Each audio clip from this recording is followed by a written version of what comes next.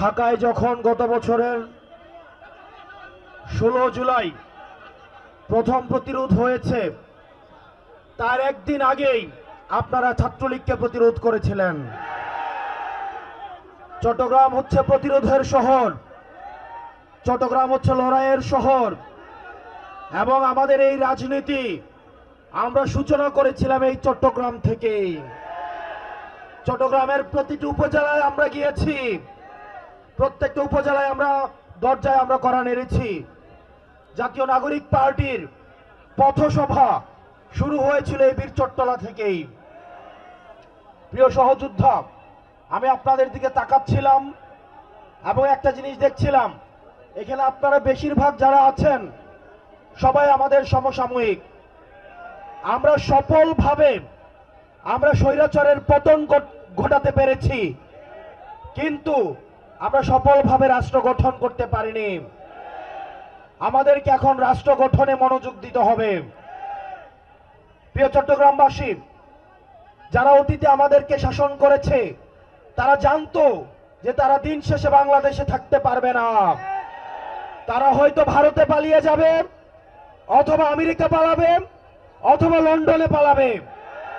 সেজন্য তারা আগে থেকেই তাদের ব্যবস্থা করে নিয়েছিল।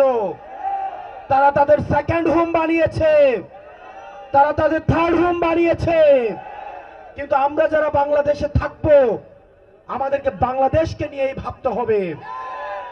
প্রিয় চট্টগ্রামের তরুণ প্রজন্ম, আমাদের অতীত প্রজন্ম আমাদের জন্য কিছু রেখে যায় নাই।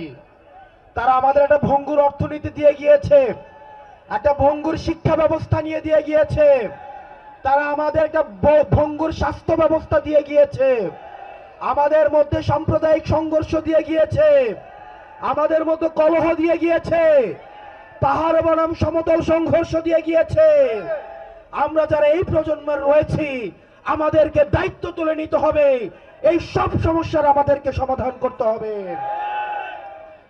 আপনারা যদি সামনে এগিয়ে আসেন, এই তরুণ প্রজন্ম যদি দায়িত্ব নেয়, আমরা বিশ্বাস করি এই তরুণ প্রজন্মকে অর্থ দিয়ে গেলা যায় না, এই তরুণ প্রজন্মকে লোভ দিয়ে গেলা যায় না। হাসিনা চেষ্টা করেছিল কিন্তু কিনতে পারে নাই। এই তরুণ প্রজন্ম চাকলে ইতিহাস তৈরি হবে। বীরচট্টলাবাসী, আমাদের এই ভঙ্গুর রাষ্ট্র ব্যবস্থা গঠনে আপনাদেরকে সামনে এগিয়ে আসতে হবে। প্রিয় তরুণ প্রজন্ম, আপনাদেরকে মাথায় রাখতে হবে, আমরা এখন বর্তমানে যে কার্যক্রমগুলো করব সেগুলোর ফলাফল আমাদের ভবিষ্যতে আমাদের ভবিষ্যৎ প্রজন্ম পাবে। বর্তমানের কাঠগড়ায় যেভাবে অতীত প্রজন্মকে আমরা দায়বদ্ধ করি, আমরা যদি বর্তমানে আমাদের দায়িত্ব পালন করতে না পারি, তাহলে ভবিষ্যতের কাঠগড়ায় আমরা দায়বদ্ধ হব।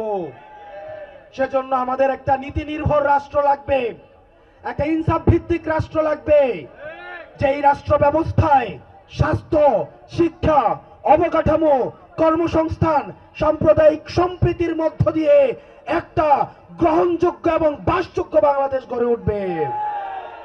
এবং সেটির জন্য আমাদের এই তরুণ প্রজন্মকে ঐক্যবদ্ধভাবে কাজ করে যেতে হবে।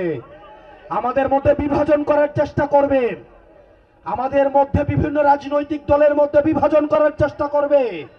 বাংলাদেশের ফ্যাসিবাদ বিরোধী প্রত্যেকটি রাজনৈতিক দলকে বলবো, আজকে দেখলাম ফেনীতে একজন বলছেন, শ্রদ্ধা জানিয়ে বলছি, বাংলাদেশ কারো বাপের না। আমরা বাংলাদেশকে কাউকে ইজারা দেই নাই। বাংলাদেশটা হচ্ছে জনতার। বাংলাদেশের প্রত্যেকটা মানুষ এই 56,000 বর্গ মাইলে সবাই ন্যায্য হিস্সা নিয়ে থাকবে। রাজার ছেলে রাজা হবে, প্রজার ছেলে প্রজা হবে, এই নিয়ম বাংলাদেশে থাকবে না।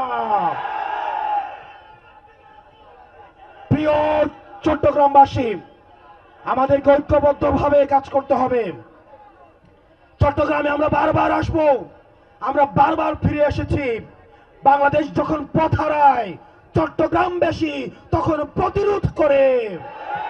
চট্টগ্রামবাসীর কাছে আমরা অবশ্যই আসব। আমার হৃদ্ধতার জায়গা হচ্ছে চট্টগ্রাম। আমি যখন বৈষম্য বিরোধী ছাত্র আন্দোলনের দায়িত্ব পালন করেছি, পরবর্তীতে জাতীয় নাগরিক পার্টির দায়িত্ব পালন করছি। চট্টগ্রামের সাথে হৃদ্যতাপূর্ণ সম্পর্ক গড়ে উঠেছে।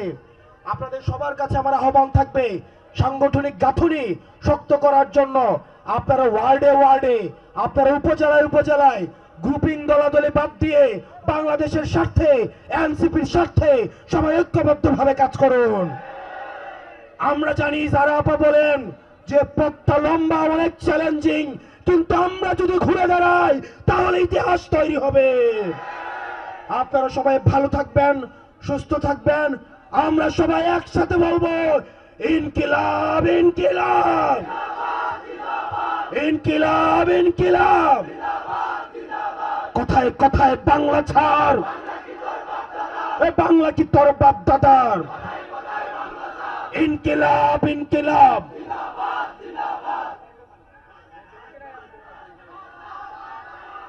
বদ্দিন হায়ো, বদ্দিন হায়ো, সবাই একসাথে হাতে তালি। বদ্দিন হায়ো, বদ্দিন হায়ো, বদ্দিন হায়ো, বদ্দিন হায়ো, বদ্দিন হায়ো, বদ্দিন হায়ো, বদ্দিন হায়ো, বদ্দিন হায়ো। ইনকিলাব ইনকিলাব।